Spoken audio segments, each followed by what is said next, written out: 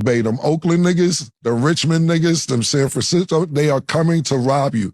So don't come up there and be like, oh, the trolley, nice hills, and you will get yaps.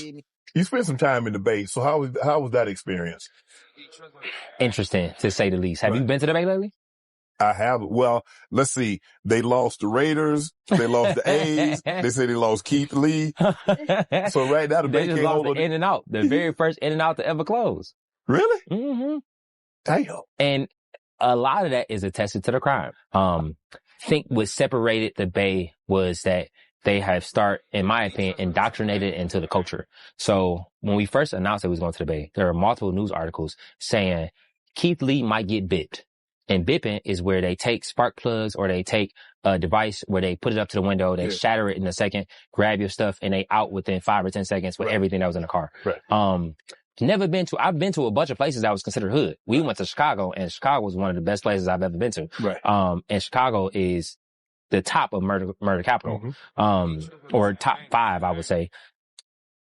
In the Bay, there was a different sense of like almost pride that some people were taking in it. Like, he gonna get robbed when he here. Right. People that come here, y'all better, if you ask anybody from the Bay, or I've seen interviews where they ask people from the Bay, what's the number one advice that you give to people? And the first thing they say has nothing to do with the food, it has nothing to do with the experience. It's take everything out your car the second you get here because you gonna get robbed. Wow. And for me, I felt like that was more precedence than the food itself. What moment humbled you the most in this music shit? Come here, come on this side. Ain't nothing humble me. God is great. Come on. What's the wildest place you fought at? I ain't fought nowhere. You talking about some bullshit. Watch out. Get this nigga out the way. Let's go. All right. Bullshit. You gotta take advantage of the opportunity, bro. No, for sure. What's your favorite struggle meal? Talk about something with success. Y'all hold it down. Yo, I'm out in San Francisco, right? And y'all know I love the whole Bay Area, right? I don't know if San Francisco is mad because the motherfucking 49ers didn't make it to the Super Bowl or what. But this shit don't feel like Super Bowl weekend down this motherfucker. This bitch is dry as shit. I changed my flight. I ain't even going to the game. Somebody need 50-yard line tickets, man. Hit me up, man.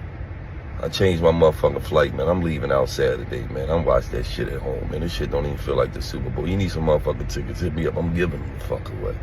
Right. I like in San Francisco.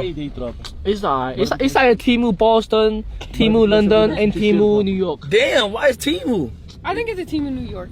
Yeah, Timu New like York? a little bit, right? Yeah. You get that vibe, Timu New York? No, I get a little bit of Boston vibe. Boston vibe? Yep. I never been to Boston. How's Boston? It's cool. Boston is cool. It's like a fake New York. Yeah, I been.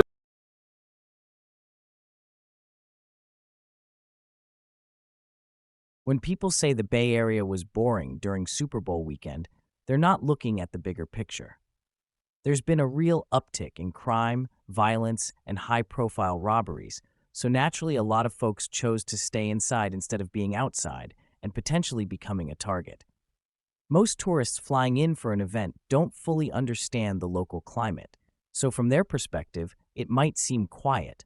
But to residents, it's about safety and awareness. When people warned Keith Lee about robberies, it wasn't about condoning crime. It was about putting him on game so he wouldn't move carelessly and lose something valuable. If any of us were visiting another city with known issues, we'd appreciate the same heads up. At the same time, the Bay Area remains one of the most diverse regions in the country. Different races, religions, cultures, and ethnic backgrounds coexist here daily. That diversity is part of what makes the Bay unique. And despite the challenges, it's still a place where people from all walks of life live side by side and accept one another. The solution isn't to downplay what's happening, and it's not to attack outsiders for speaking on it either. The real solution is balance, accountability, and proactive leadership. First, the Bay has to continue addressing crime directly. Stronger community engagement, smarter policing strategies, better youth programs, and economic opportunities that reduce desperation-driven offenses. You can't fix perception without fixing root causes. When residents feel safer, the energy of the city changes naturally. Second, there needs to be better communication when major events come to town. Instead of social media back and forth, local officials, businesses, and influencers can collaborate on clear safety guidelines for visitors: where to park, how to secure valuables, which areas to avoid late at night. That's not fear-mongering, that's responsible hosting. Every major city does this quietly behind the scenes.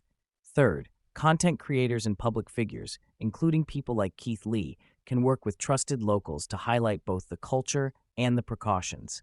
Show the food, the diversity, the small businesses, the community pride, while also being transparent about moving smart. Two things can be true at once. A city can have issues and still have greatness.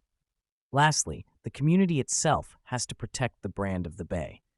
That means not glorifying robberies, not defending reckless behavior, and calling out wrongdoing when it happens. The Bay's diversity, culture, innovation, and history are bigger than the current crime narrative. Long term, the solution is unity, accountability, and smarter movement, not denial, not division, and definitely not silence. Loving the Bay means being honest about it. You can't fix what you refuse to acknowledge, but you also shouldn't let outsiders define the entire region off its worst moments.